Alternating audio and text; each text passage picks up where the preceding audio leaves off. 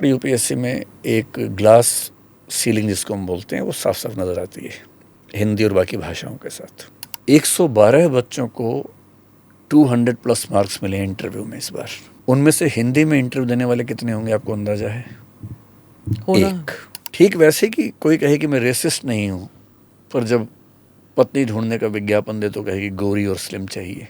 सफाई से महीन तरीके से सारी भाषाओं का कत्ल करने का काम यूपीएससी करती है, और ये तब हो रहा है जबकि देश का पीएम अंग्रेजी नहीं बोलता है। यूपीएससी में जब जाते हैं तो हिंदी मीडियम वो एक बैरियर होता है कि आप सही लहजे में इंग्लिश नहीं बोलते ये हैं। दुर्भाग्य की बात है।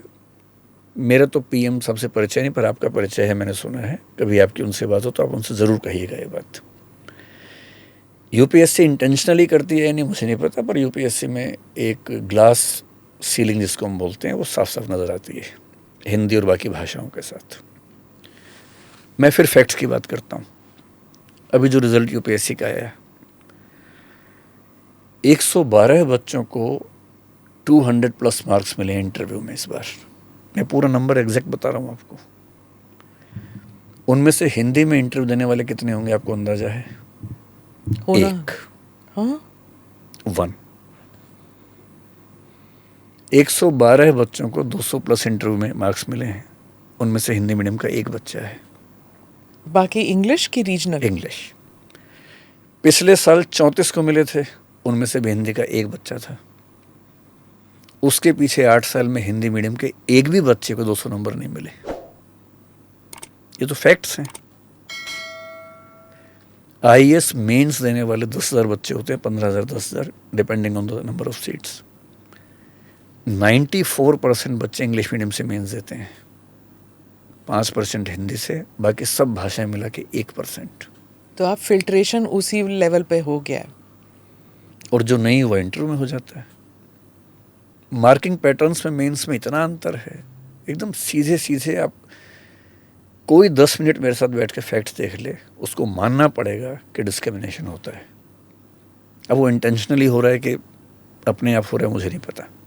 कभी कभी क्या होता है कि हम एक लेवल का सोफिस्टिकेशन हमारे दिमाग में ऐसा होता है कि हमें कुछ लोग अच्छे नज़र नहीं आते, अपने आप दूर होते जाते हैं। ठीक वैसे कि कोई कहे कि मैं रेसिस्ट नहीं हूँ, पर जब पत्नी ढूंढने का विज्ञापन दे तो कहेगी गोरी और स्लिम चाहिए। तो आप रेसिस्ट तो नहीं है, पर पत्नी गोरी ही चाहिए आपको। तो उसको गोरेपन और सुंदर में अंतर समझ ही नहीं आ रहा, क्योंकि रेसिज्म सबकॉन्शियस लेवल पे चला गया है। इंग्लिश को लेके जो मोहब्बत है यूपीएससी के मेंबर्स के सबकॉन्शियस के लेवल पे है। मुझे जो लगता है कि इंटरव्यू में हिंदी तमिल मलयालम बोलने वाले बच्चे, उनको उतने अच्छे लगते ही नहीं होंगे कि ये किसी काम के हैं। और ये तब हो रहा है जबकि देश का पीएम अंग्रेजी नहीं बोलता है। मुझे कभी कभी चिंता होती है कि अगर मोदी जी के रहते हुए ये हाल है, बाकी टाइम पे क्या हाल होगा। तो जो इंटरव्यू बोर्ड है उसका कॉम्पोजिशन नहीं कोई तय करता? वो बहुत रैंडम तरीके से होता है। कम से कम उसमें लिंग्विस्टिक सेंसिटिविटी तो इशू नहीं है उनके लिए, किसी भी तरह का ऐसा मामला नहीं है। विमेन का देख लीजिए, पार्टिसिपेशन कितना कम है यूपीएससी में, क्योंकि रिजर्वेशन नहीं है। भाई एससी एसटी ओबीसी में तो रिजर्वेशन है, तो आप कुछ भी करेंगे तो उतने लोग आ ही जाएंगे। लेकिन जहाँ रिजर्वेशन नहीं है, विमेन का नहीं है, तो देखिए पार्टिसिपेशन कितना है। लैंग्वेज पे नहीं है तो देखिए पार्टिसिपेशन। 2002 में आज तक का हाईएस्ट रिजल्ट हिंदी मीडियम का था। 18% फाइनल सिलेक्शन हिंदी मीडियम के बच्चे थे, आज तक का हाईएस्ट है। Out of 100 civil servants 18 were from Hindi medium. अभी ये नंबर कितना है? 2 से 2.5% के बीच में। तब 18% था, पर बढ़ना चाहिए था। और ये डीओपीटी की रिपोर्ट बता रही है। डीओपीटी की रिपोर्ट ने खुद एक रिपोर्ट बनाई थी 2011-12 में कि 2002 में 18% थे, 2011 में 8% रह गए हैं। उसके बाद रिपोर्ट आई नहीं कभी। यूपीएससी अपनी रिपोर्ट में क्या करता है हर साल? मेंस देने वालों में मीडियम बताता है, इंटरव्यू देने वालों में मीडियम बताता है, फाइनल सिलेक्शन में मीडियम बताता ही नहीं जानबूझ के। किसी रिपोर्ट में नहीं है, क्योंकि उनको पता है कि बात सामने आ जाएगी। बहुत ही सफाई से महीन तरीके से सारी भाषाओं का कत्ल करने का काम यूपीएससी करती है, इतनी सफाई से, क्योंकि वो सब इलीट्स हैं। उनके सारे दोस्त एलिट्स हैं, उनके बच्चों को आईएएस बनना है, तो उनके बच्चे तो तभी आईएएस बनेंगे जब एलिट्स का एलिट से कंपटीशन हो, बाकियों से ना हो। या ऐसा वरना एक आईएएस को, एक आईपीएस को, जिसको पूरा जिला संभालना है, उसको भाई आप तमिलनाडु भेजते हैं, तमिल सिखाते हैं वही उसको, मैं पूछना चाहती हूँ। हाँ। आप एक ऐसी भाषा के पीछे लाठी लेके पड़े हुए हैं जो उसके जीवन में ज़्यादा काम ही नहीं आने वाली है। स्पेशली आईएएस आईपीएस की बात कर रहा हूँ। फॉरेन सर्विस में तो ठीक है, उसका एग्जाम अलग कर दीजिए, और नहीं तो उसमें भी आप सिखाते हैं, लैटिन सिखाते हैं, फ्रेंच सिखाते हैं, सीखते हैं बच्चे को। और भाषा किसी को अंग्रेजी उतनी अच्छी नहीं आती, इसकी सिंपल सी वजह है कि बचपन में उसको ऐसा परिवेश नहीं मिला। इतनी तो बात है। जैसे मैंने आपसे कहा कि 2 साल का बच्चा अपनी भाषा बोलता ही है, इंग्लैंड का बच्चा इंग्लिश बोलता है, तो बुद्धिमान थोड़ा ना हो जाता है उससे, अपनी भाषा सब बोलते हैं। दुनिया के अकेले देश शायद हम हैं जो अपनी भाषा के साथ इतनी बदतमीजी करते हैं। और दुख की बात है कि ये उस पीएम के समय में हो रहा है जो हर समय कहता है कि भाषा का सम्मान करने की ज़रूरत है, जो न्यू एजुकेशन पॉलिसी NEP में कहता है कि जो मातृभाषा उसमें पढ़ना चाहिए।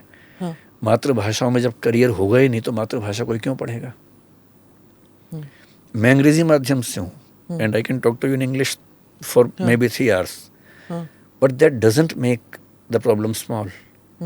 देश का आम आदमी, भाषा, हिंदी बोलने वालों की संख्या भारत में 69% है, अंग्रेजी बोलने वालों की संख्या भारत में 10% है। फर्स्ट, सेकंड, थर्ड लैंग्वेज मिला के बता रहा हूँ। फर्स्ट लैंग्वेज के तौर पर इंग्लिश बोलने वाले केवल 3 लाख लोग हैं देश में, और हिंदी बोलने वाले 52 करोड़ लोग हैं।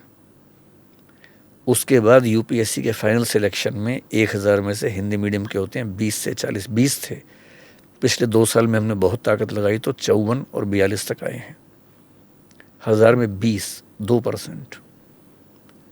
और इंग्लिश मीडियम से कम 960-70, 97% selections. But is it possible कि वो नॉन हिंदी स्पीकिंग स्टेट्स के हैं, जैसे तमिलनाडु, आंध्र प्रदेश, कर्नाटका, वो ठीक है, हर स्टेट से आते।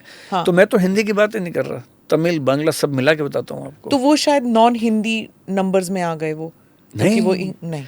मैं तो English, Hindi and other languages, Hindi and other languages का मिला के 1000 में से 25-30 सीटें होती हैं। अब 50 मान लीजिए मैक्सिमम, 5%।